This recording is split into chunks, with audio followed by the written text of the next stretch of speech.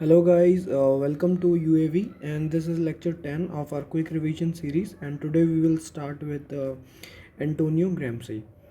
तो चलिए फिर शुरू करते हैं गाइस। तो देखिए इनका टाइम पीरियड जो है वो है 1891 से 1937। तो आप देख रहे हैं कि ये मतलब कंटेम्प्रेरी ऑफ गांधीयन जो फेज़ है उस टाइम पीरियड की बात हो रही है। अब देखो इनका थोड़ा सा इंट्रोडक्शन में हम देखें तो ये है Italian Marxist and social philosopher और his philosophy is considered as most important link between classical Marxism and neo Marxism. ठीक है, और इन्हें फादर ऑफ नियो मार्क्सिज्म भी बोला जाता है। ब्रीफ बैकग्राउंड की अगर हम बात करें तो देखते हैं कि भाई ये मसोलिनी जो है रूलर थे इटली में, उनके कंटेम्प्रेरी हैं और इन्होंने कम्युनिस्ट पार्टी ऑफ इटली बनाई थी।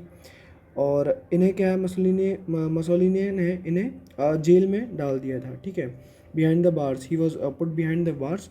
और हुआ क्या, यहीं से इनके जो राइटिंग्स हैं, इनके थॉट्स हैं वो इमर्ज हुए। अब इन्होंने जो भी राइटिंग्स लिखी, जो भी इन्होंने काम किया, वो इनका क्या है ना, वर्क को स्मगल किया गया बाहर, कहा जाता है ऐसा।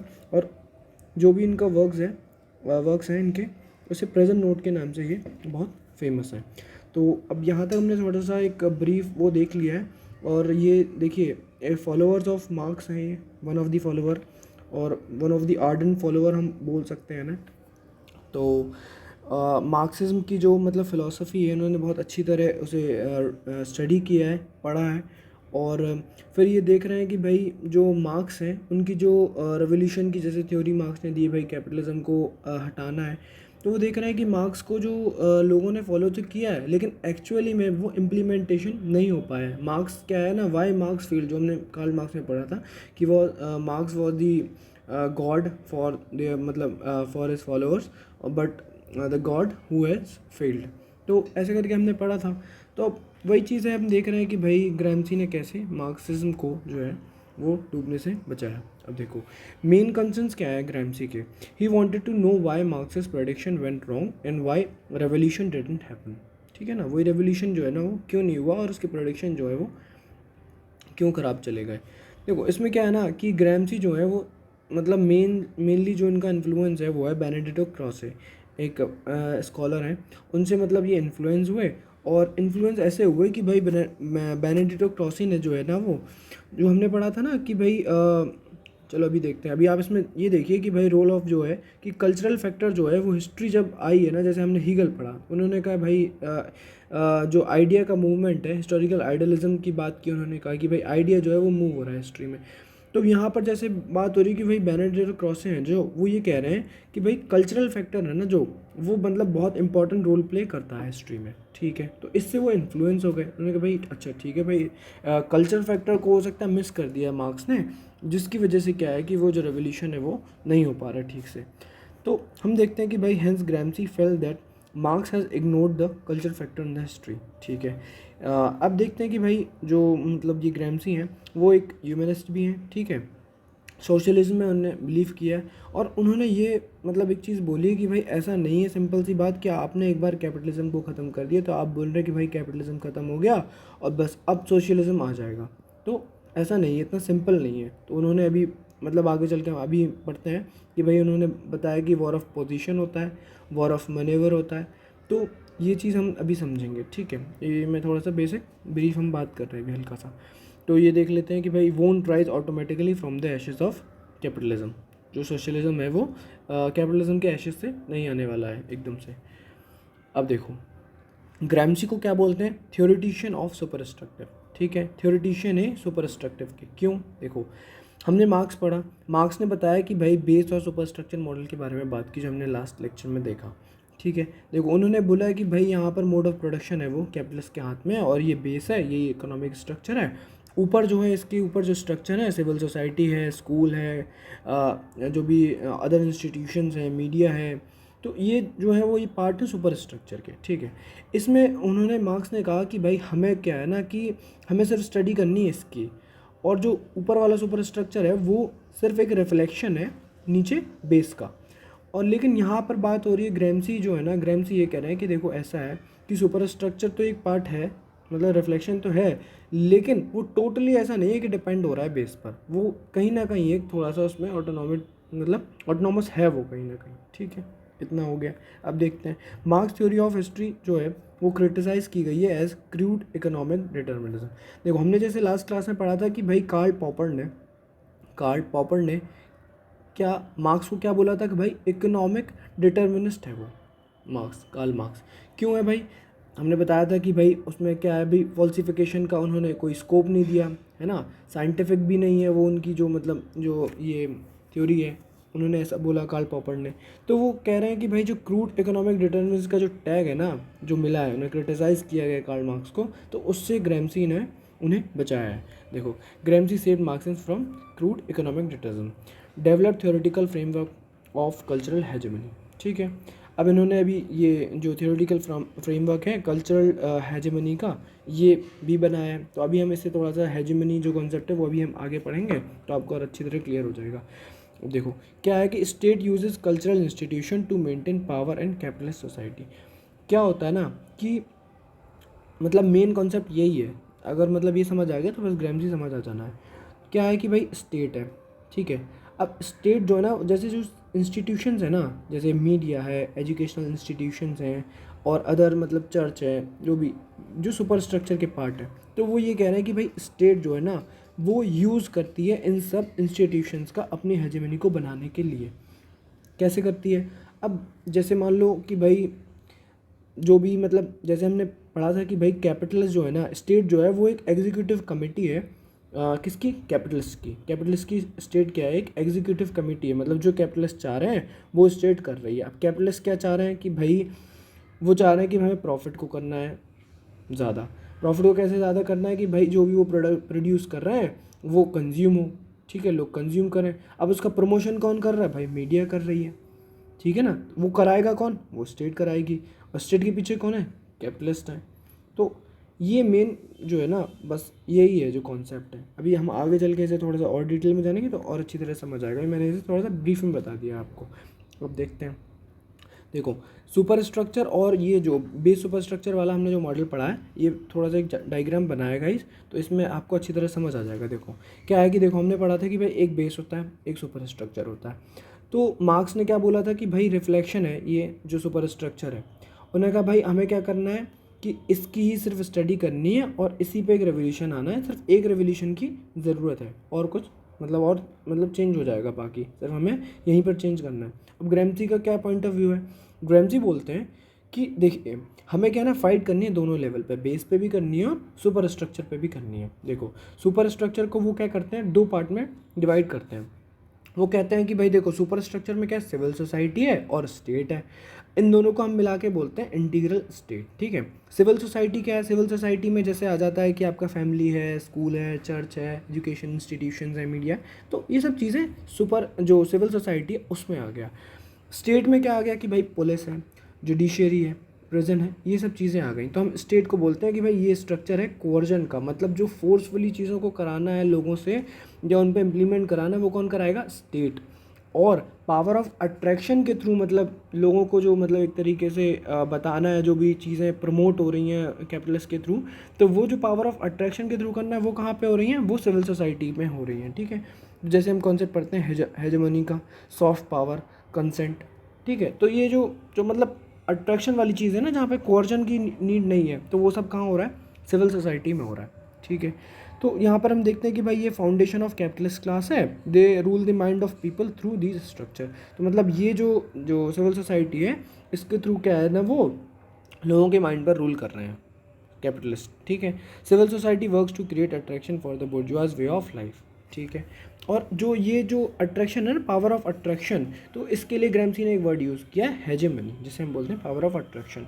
तो मतलब सिंपल सा है कि जैसे कि भाई कैपिटलिस्ट लोग जो ने जैसे मैंने आपको बताया कि भाई कैपिटलिस्ट लोग जो है ना कि पीछे से फंड कर रहे हैं जो भी उन्हें पॉलिसीज़ मतलब जो भी उन्हें प्रमोट करना है, यहाँ पे स्टेट है वो उस चीज़ को क्या करा रही है। स्टेट छोड़ो अभी, यहाँ पर मतलब जो भी इंस्टीट्यूशंस हैं, ठीक है, वो कह रहे हैं कि भाई इंस्टीट्यूशन इन्हीं ने बनाया है। सिविल सोसाइटी में जो इंस्टीट्यूशंस हैं, मीडिया ले लो फॉर एग्जांपल, फिल्म्स ले लो फॉर एग्जांपल, फिल्म्स में जो चीज़ दिखाई जा रही है भाई, जो प्रमोट हो रहा है भाई, एक अच्छी लाइफस्टाइल प्रमोट हो रही है। जैसे फॉर एग्जांपल कि भाई बहुत अच्छा एक घर है, बहुत अच्छा आपके पास गाड़ी है और आपके पास पहनने के लिए बहुत अच्छे अच्छे कपड़े हैं, खाने के लिए ये सब चीज़ें हैं। तो ये कंज्यूमरिज्म वाला जो कॉन्सेप्ट है ना, जो जो कैपिटलिस्ट चाह रहे हैं कि भाई यहाँ से हम प्रोड्यूस करें और लोग खरीदें और यहाँ पर उनका प्रॉफिट बढ़े।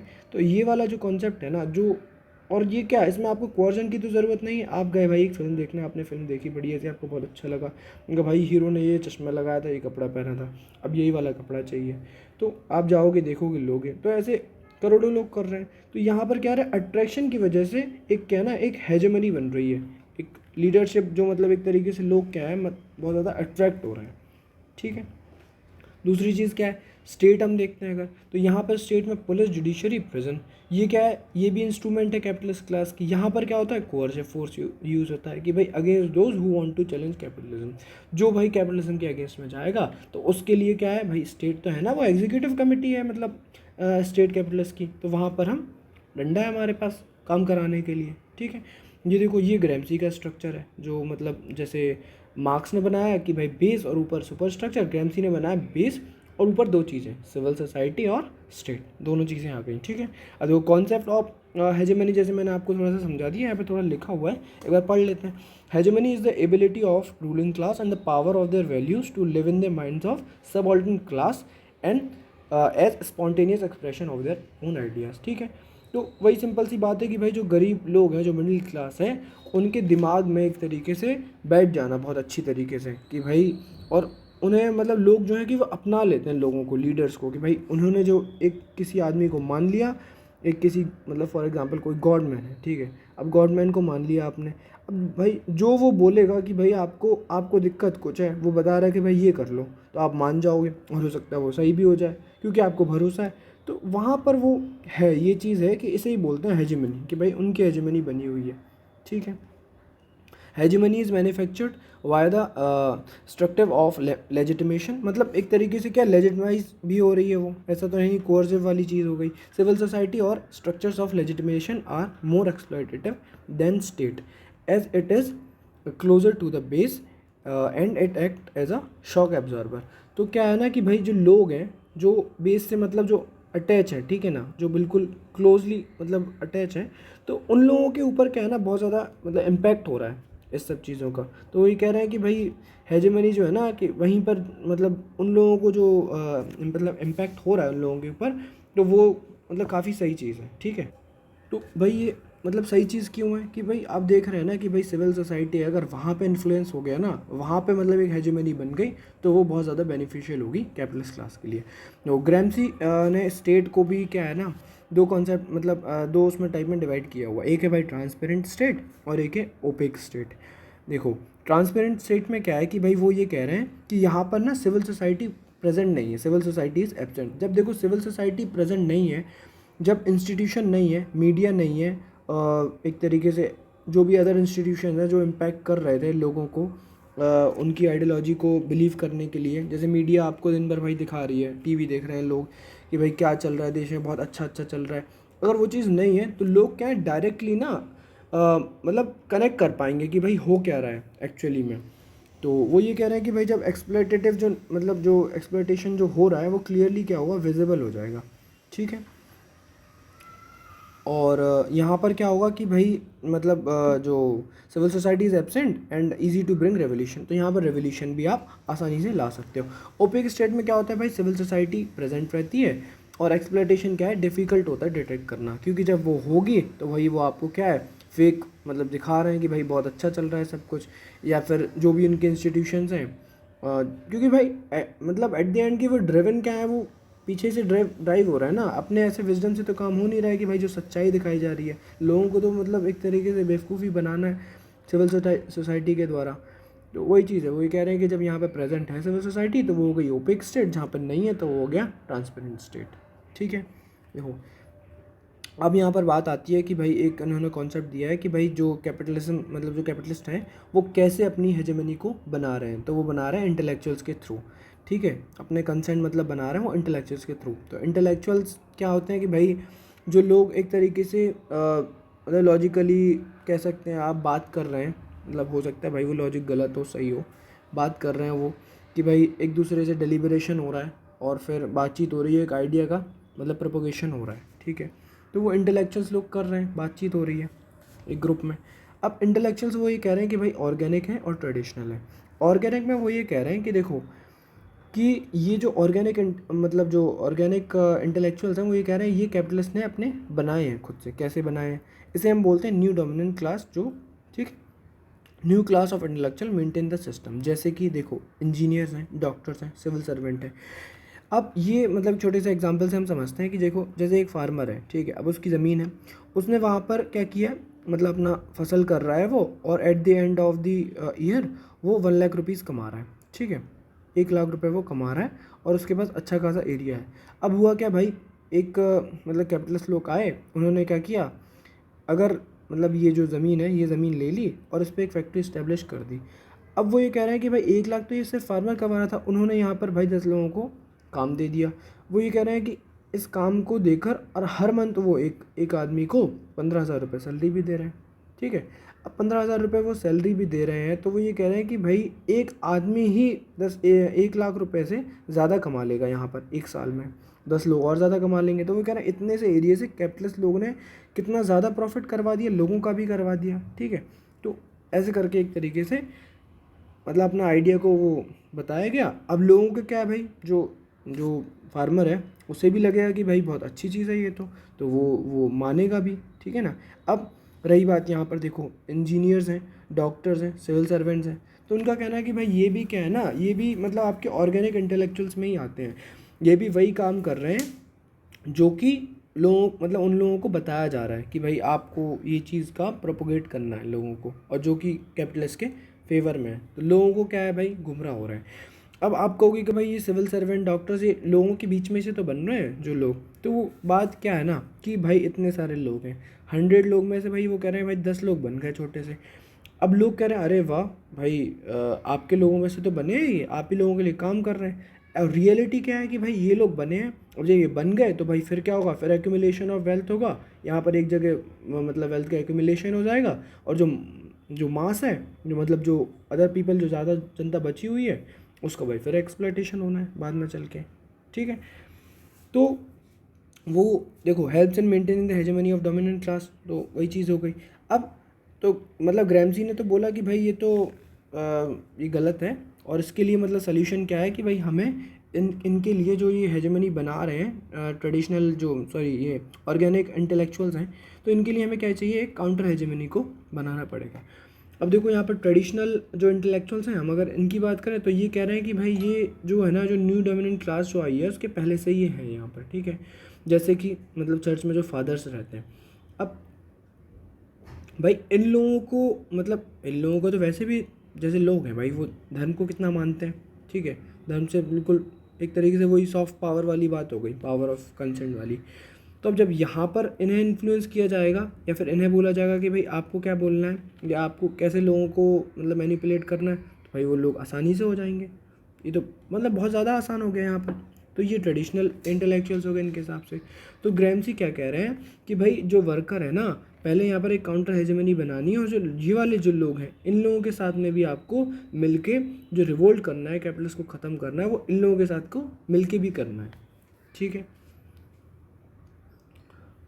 अब देखो यहाँ पर हम बात करते हैं आइडिया ऑफ ऑन रेवोल्यूशन। तो जब ये सब इंटेलेक्चुअल और ये सब हमने बात कर ली कि भाई ट्रेडिशनल हो गया, ऑर्गेनिक हो गया, अब हम बात करते हैं कि भाई रेवोल्यूशन जो है वो कैसे आ गया, मतलब ग्रैमशियन पॉइंट ऑफ व्यू से। देखो मार्क्स ने तो बात कर दी थी कि भाई एक रेवोल्यूशन है, सिर्फ बेस में आपको मोड ऑफ प्रोडक्शन है वही चेंज करना है और रेवोल्यूशन आ जाना है।